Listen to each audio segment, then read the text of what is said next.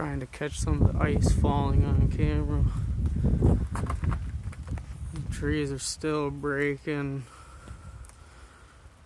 We'll have to see. They're calling for 2 inches of snow and 1/10 of an inch of more ice. So we'll see. It's starting to snow now. But most of my trees above the house are intact. Just all the tops, like I said, just were snapping off. Nothing left at the top of this one. A bunch of the neighbors' trees snapped right off.